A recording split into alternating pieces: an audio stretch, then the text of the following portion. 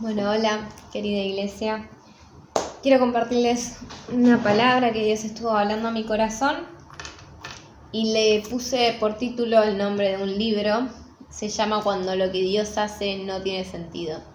Y por ahí suena un poco hereje este título, pero si vamos a ser sinceros con nosotros mismos, brutalmente sinceros con nosotros mismos, nos vamos a dar cuenta que muchas veces cuando las cosas no son como nosotros nos imaginábamos o no salen como planeábamos o pasan cosas que no deberían pasar, si Dios está con nosotros, pensamos esto: lo que Dios está haciendo no tiene sentido. Y esto me llevaba a pensar el relato de Éxodo, cuando los israelitas están saliendo de Egipto. ¿Por qué? Porque yo venía leyendo todas las veces que el pueblo murmuró y me llamaba la atención, y lo estuve hablando con varias personas. Yo decía, no puede ser que el pueblo esté todo el tiempo y constantemente murmurando porque Dios no hace las cosas como ellos querían, ¿no? Y bueno, y leyendo yo digo, bueno, vamos a ver bien por qué murmuraban. Y viendo, me di cuenta que en realidad sí podemos empatizar bastante con los israelitas en el hecho de por qué murmuraban. Y bueno, la primera razón era porque estaban saliendo de Egipto. Dios los había liberado del poder del faraón, les había abierto las puertas para que pudieran salir, pero los hace desviarse por un camino que iba para el lado contrario a donde tenían que llegar, que era la tierra de Canaán. Los hace desviarse y los guía hasta las orillas del Mar Rojo. Les hace hacer un camino mucho más largo y, para colmo, los egipcios lo empiezan a seguir, ¿no? Los empiezan a seguir. Y claro, en ese momento parece que lo que Dios está haciendo no tiene sentido. ¿Por qué nos guía hasta las orillas del mar, siendo que podríamos haberlo pasado? Y permite encima que los egipcios se acerquen a nosotros. Y bueno, inmediatamente el pueblo murmura y pregunta, ¿entonces Dios nos trajo acá para matarnos? Entonces Dios obra un milagro y abre el mar y deja que los israelitas crucen en tierra seca, y cierra el mar sobre los israelitas, cierra el mar sobre los egipcios, haciendo así que los egipcios se ahoguen y no puedan seguir persiguiendo a los israelitas, ¿no? Por otro lado, pasan 3 días de este suceso y estuvieron 3 días sin tomar agua. Entonces los israelitas murmuran contra Dios y preguntan, ¿entonces Dios nos trajo acá para matarnos? Y Dios obra a través de Moisés. Había las orillas del mar de una parte que eran amargas, y Dios lo usa a Moisés para hacer un milagro y hacer que las aguas fueran dulces y que pudieran tomar. Y no solo esto, sino que ellos estaban a 1 hora de llegar a un manantial que tenía 12 fuentes de agua y 70 palmeras para que ellos pudieran descansar ahí, ¿no? Si hubieran esperado un ratito más, ellos hubieran evitado murmurar contra Dios. Y bueno, hubieron muchas veces que en el desierto murmuraron contra Dios, pero yo solamente anoté 3. Y en la tercera dice que ya llevaban 15 días de haber salido de Egipto y no tenían, y la comida ya se les había acabado. Claro, y yo me ponía a pensar, bueno, y en medio de ellos habían bebés, había embarazadas, habían niños chiquitos, habían ancianos, todas personas que no pueden aguantar mucho sin comida. Entonces murmuran contra Dios, Dios obra y hace que caiga pan del cielo, que era el maná, ¿no? Todos los días, desde que estuvieron en el desierto hasta que salieron, Dios permitió que caiga este maná del cielo para que ellos no murieran de hambre. Y me ponía a pensar que muchas veces no es muy distinta la actitud que tienen los israelitas que tenemos nosotros. Quizás a mí me llamó la atención y me hizo ruido de decir, ¿por qué tantas veces y tan seguido los israelitas murmuraban constantemente contra Dios y dudaban todo el tiempo, a pesar de haber visto todo lo que Dios ya había hecho antes. Los israelitas tenían todas sus razones, tenían hambre, necesitaban comer, necesitaban tomar agua, los egipcios los estaban persiguiendo y tenían sus razones, pero no pudieron confiar en Dios. Entonces, en vez de esperar o de confiar o de ir a Dios clamando, exponiendo su petición, su necesidad, decidieron murmurar y pensar mal que Dios los había llevado ahí para matarlos.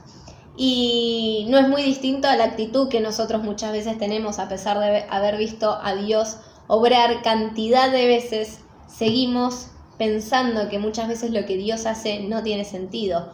Los caminos que Dios nos hace tomar quizá son muy distintos a lo que nosotros planeábamos o esperábamos, entonces nos decepcionamos, entonces decidimos dudar de Dios o enojarnos con Dios.